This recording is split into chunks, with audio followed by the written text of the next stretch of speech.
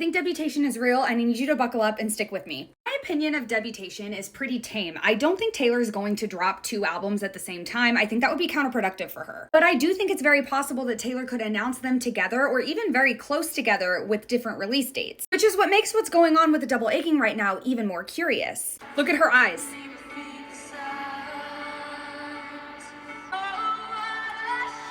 Because Taylor singing Exile and Exile ending in 3, 2, 1, plus her saying I gave so many signs and then jumping into not only a debut track, but a debut track titled Cold as You.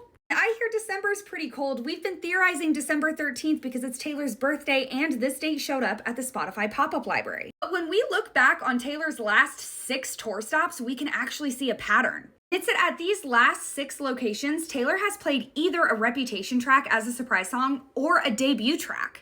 Starting all the way back in Munich, we can see Munich, Warsaw, and London all got tracks from Reputation in their surprise song sets. Then let's take us to right after the break when Taylor kicked off in Miami. The very first surprise song she sang when the tour kicked back up was Tim McGraw, her very first single ever.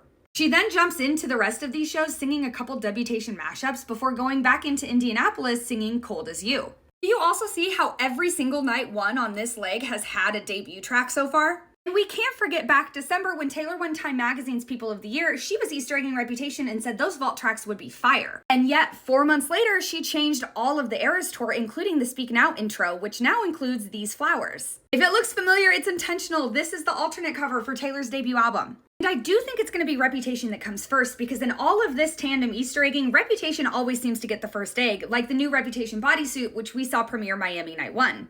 Which on Miami Night 2 was quickly followed by the new teal dress during Speak Now. Visuals weren't the only things that Taylor changed when the tour kicked back up after April. She also changed some of her speeches. So Folklore, the first of 2 albums that I refer to as sister albums. It's at this point that I bring up Taylor's fashion, all black, with these cowboy boots to the Chiefs game on Monday. So could Reputation Taylor's version and Taylor Swift Taylor's version be sister albums? I think maybe. Let me know your thoughts in the comments.